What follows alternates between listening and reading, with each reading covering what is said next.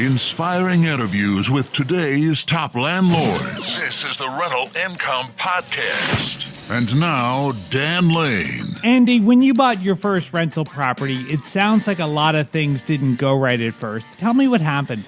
Yeah, so this was my first property. Didn't really know what I was doing. Paid too much. Didn't budget for repairs. Didn't budget for vacancy. Didn't budget for tenants moving out. And that ended up being a lot of mistakes, but lessons well learned. Flash forward to today. How has that property worked out? So after time and significant improvements and learning, it's now my best property by the percentages, best performing property. And that's really the great thing with rental properties is you can make a lot of mistakes. You can do a lot of things wrong, but if you just hang in there, things generally work out in the long term. And on the podcast today, we're going to take a look at some of Andy's mistakes. We'll figure out what he did wrong so that you can avoid doing the same thing. We'll also take a look at what he's buying. We'll take a look at his financing. We'll go over all of his numbers, his total rental income, his expenses, and figure out how much he's profiting today from his rental properties. My guest on the show today only wants to go by his first name, and that's totally fine with me. So let's take a really quick break. We'll thank our sponsors. We'll come right back, and we'll talk to Andy from Chicago. Do you worry about your renters breaking their lease? Or even worse, what if they simply stop paying their rent? Well, I have good news for you. There's insurance for that.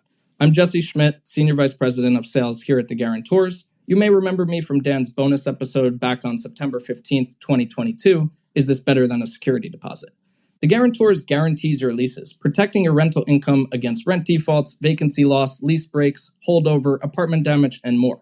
This is all at no cost to the property owner. Your tenants pay for the insurance premium, leaving you to sleep better at night with one less worry. Within minutes, you can enroll your rental properties today with the Guarantors by visiting theguarantors.com. Again, that's theguarantors.com. If you want to learn more about our platform, check out the bonus episode from September 15th, 2022. It's a lot of work to find a really good rental property. And when you actually find that property, you want to make sure you're working with a lender that can get that loan closed. The lender that I recommend is Chaley Ridge from Ridge Lending Group. She's a nationwide lender, and her specialty is helping investors finance rental properties. She has a ton of loan programs, and she can find something customized to you for your situation. If you want to find out more or you're ready to get started today, just go to ridgelendinggroup.com. That's RIDGE lendinggroup.com, NMLS 42056. Right now, Chaley has a special limited time offer just for our listeners. Mention Rental Income Podcast and she will credit you back $250 when you close a loan with her.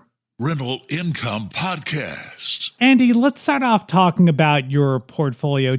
What does your portfolio look like today? So today I have a total of 10 doors. So that's 2 3-unit buildings, and then a total of 4 separate condo units. And that first deal sounds like it didn't start off going very well. So talk to me about what happened. Yeah, so that was my first deal and a learning experience for a lot of us landlords. But mostly it was not understanding how to properly budget, not understanding what you should pay for a property if you want to make it a rental property, and not understanding about the rental game in terms of what to expect from leases and tenants, etc. And what year was it that you bought that property?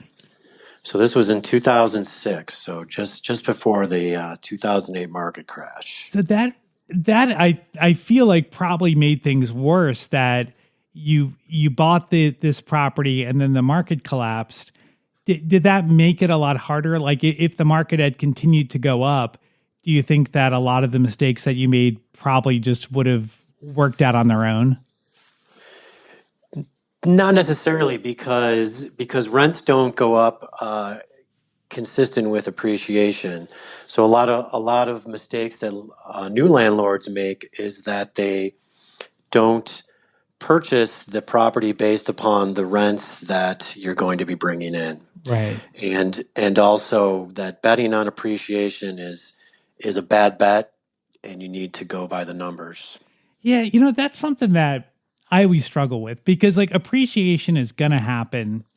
It's just naturally over time, the price of real estate is going to go up, but it's kind of random and you can't really count on it. So when you're buying a property today, like do you even factor in appreciation or even think about it? Or is that just kind of the icing on the cake that, sometime down the road, you're going to make money on appreciation? Yeah, it's a good question, Dan. To me, appreciation is a bonus.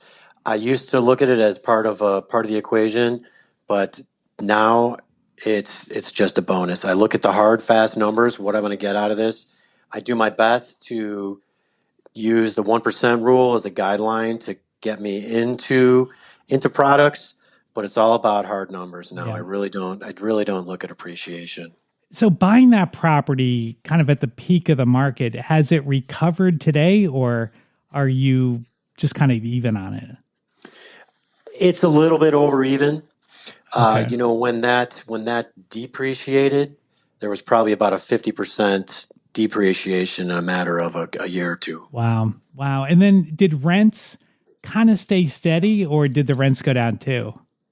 Yeah, that's the beautiful thing about rents. They don't generally depreciate. Sometimes you get a flattening, but they very rarely go backwards. Right. Okay. So that's a good thing to keep in mind as you're looking at properties. All right. So then the other problem you had then was that you didn't really run the numbers. Or you didn't know how to run the numbers at the time. So did you just look at, okay, this is the rent I'm going to bring in. This is the mortgage payment. I should be good. Like, did you just not even account for repairs and vacancy? Largely, I just purchased something that I could afford. As an owner-occupied unit, I looked at something that I could afford. Okay. So this was a 3-unit building. You were living in one of the units, renting out the other 2? That's correct. Okay. All right. So let's take a look at some numbers here. So you paid $466,000 for this property. How much did you put down? So 10%. So right around $47,000. Okay. And then how much was your mortgage payment? So mortgage all in was about $2,900. Okay. And then how much were the rents for the other 2 units? So the rents were $550 and $950. So a total of $1,500 for both of them. Okay, $1,500. And then so you were just at a loss, but you're living there. So did you just kind of look at that as this is kind of an expensive rent that I'm paying to live here? Exactly, Dan. Okay. A month later, I was on, these were month-to-month leases. So I lost both my tenants about a month after I moved in. So I lost that rental income. Then I realized the great world of utilities, and I had some massive utility expenses. And I had to deal with vacancy for a while I was doing some upgrades to try to bring rents up. Wow. So, and did you have the money to cover that? Like from your job, did you have the money or was that just a really tight time? Yeah, so I did a couple things over time there. Number one is I fought for my property taxes to bring those down. As the entire market depreciated, we were able to bring, landlords were able to bring property taxes down. The other thing I did is I kept a good relationship with my bank. So at the right time, I requested a loan modification. And I was able to secure a loan modification that brought my interest rate down to 4%, which was great for the time, and extended it out for 10 years. And then over time, I was doing repairs and upgrades to the properties, and I was gradually start to bring my rents up. And so how much are the rents today? So today, I get a total of $43.25 out of the 3 units. Okay. And how much is your mortgage payment today? So with taxes and insurance, I'm probably looking at about $2,700. Okay, so 2,700 versus 3,400 when you first bought it. So you've got $700 less in expenses, and then how much have the rents gone up since you first bought it? On the first and second floor, my rents have probably gone up 50%. On the garden unit, they've probably gone up about 100%. Okay, so this was a building that in 2006 was costing you a lot of money, but today, I mean that sounds like a pretty good building. It sounds like it's making you some pretty good cash flow. So today, this matches all the criteria of a well established cash flowing rental unit. Like I said, it was my first, but 15 to 16 years later, after learning all the lessons, it now conforms with all the big hitting points of a profitable building. Yeah, I mean, so would you say the big takeaway from this is that if you have a bad deal or you paid too much for a property, you just got to hang in there, and eventually the rents are going to go up. Hopefully you'll be able to refi and your mortgage payment's going to go down, and hopefully the property is going to appreciate over time. Yeah, you're always going to win over time with real estate. Stay disciplined. Don't panic.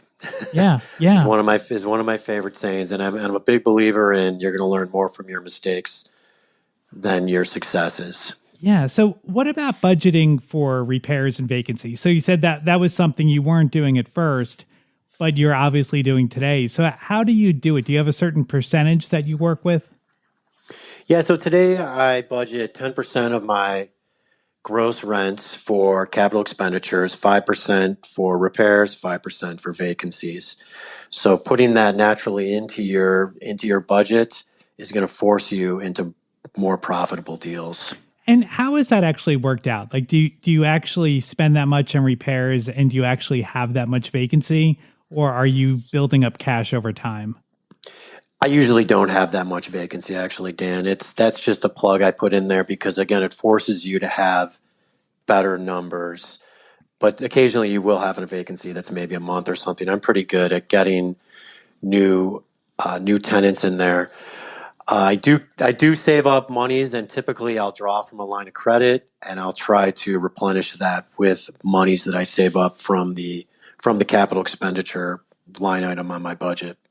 Okay, so that first deal, it all worked out in the end, but you kept going, and you bought a second property after this first property. What made you want to buy a second property after seeing all the hassle and the loss of money that you were dealing with? Like, what made you continue to go on and continue to invest? Yeah, I'm probably just a glutton for punishment, Dan. No, to be honest, there's an old saying. It says, once you have sawdust in your blood, and in your veins, it sticks there. And I love a good project. I love a challenge. Yeah. So this was my second property I bought in 2011, and this was the height of the Great Recession. And how much did you pay for it? So this was another three flat unit, and I paid $200,000 for this building. Was that building comparable to the first one?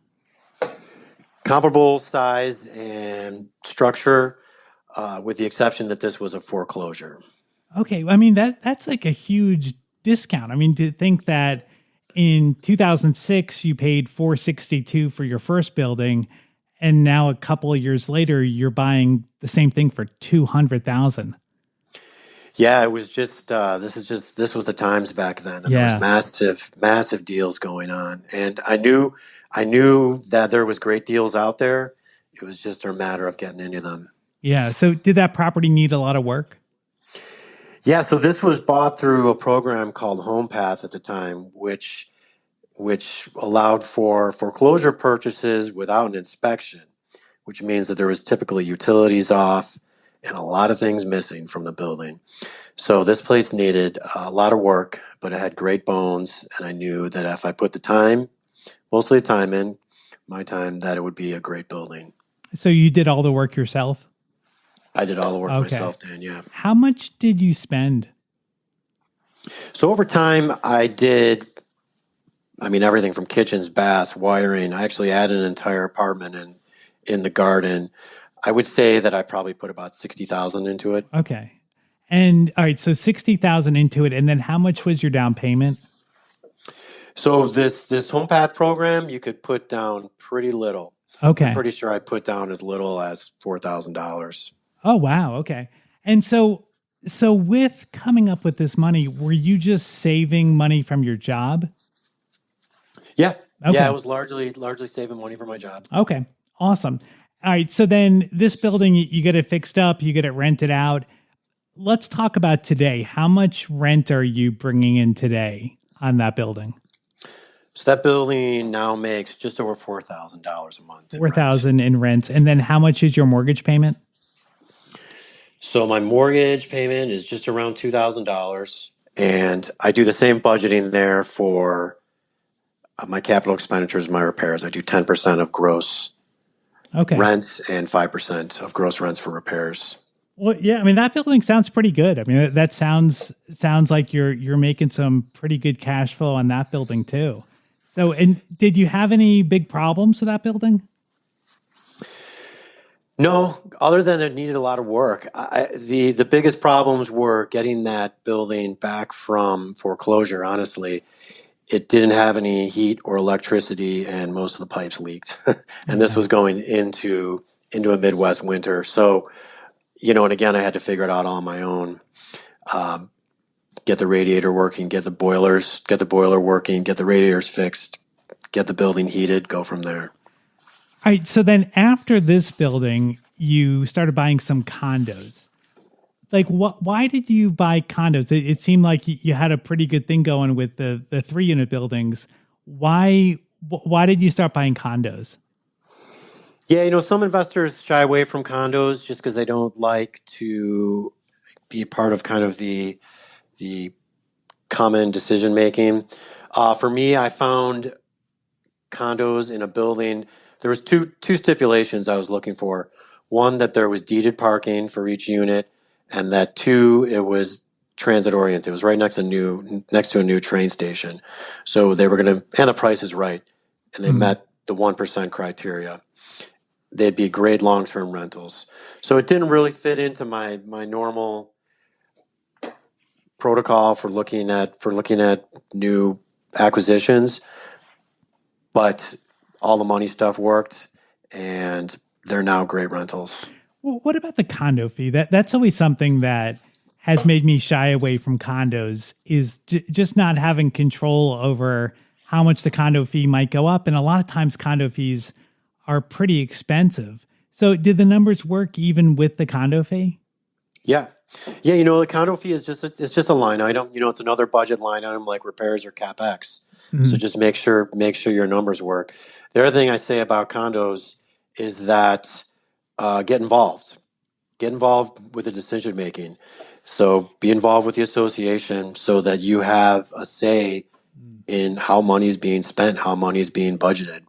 Be a part of it, just like you're a part of your other buildings that you outright own. Yeah, that's a good idea. Have some control over it. I mean, anybody can get involved. And I imagine with having several condos in the same development, you just have that much more power on the association. I'm involved in every single one on the association board in some way. And you have to be. Yeah. All right. So then from there, you bought a couple of short-term rentals. So tell me about those properties. How have they been working out? Yeah, I decided to venture into the short-term rental market, basically in resort towns. One's in a ski resort town in Colorado, and one's in a beach town in Texas. And they're both short-term rentals. The one in Colorado does excellent. It's very profitable, meets all the criteria. That was a 1% property as well in terms of 1% criteria. The beach town in Texas is still struggling a little bit. It's currently unprofitable. I'm taking over the management there, and I'm pretty sure I can make that profitable throughout this year here. So you had a property manager, but now you're going to manage it yourself? Yeah. So one thing in short-term rentals is you can have management fees as high as 35%. So it's really hard to make these deals work. So you have to either do them yourself or you have to have a really profitable property. Yeah. So, I imagine a lot of the stuff can be done online where you're communicating with guests online, and as long as you have a good cleaning crew and maybe a handyman, it's just some phone calls. Is that kind of what you're anticipating? Yeah, I mean, there's so many great online products out there right now that make the process that much easier, from apps on phone to everything you can do on your laptop. But when it does come down to it, you do need boots on the ground. You need some person on the ground who you trust to do repairs or to do checks. So the best app in the world won't replace having a competent person on the other end. And it can just be one person sometimes, but you need that person. So overall, between your 2-3 units, the condos, and the vacation rentals, which ones are making you the most money? So the most money that I'm making is the property out in Colorado at this time, actually. Okay. And for that property, it sounds like you have a local property manager for that property. I do. I do have Okay. I do have a local property manager who does everything. That just goes to show if you have the right property and it's making enough money, you can afford that 30% property management fee and still come out ahead. Well, if Andy inspired you and you're ready to buy your first rental property or you want to add to your portfolio, reach out to Chaley Ridge. She has a special offer just for our listeners. If you mention Rental Income Podcast, she will credit you back $250 at closing. Thank you so much for listening to the podcast today. Make sure you hit that follow button and you'll be notified every single Tuesday when I put out a new episode. My name is Dan Lane, and this has been the Rental Income Podcast.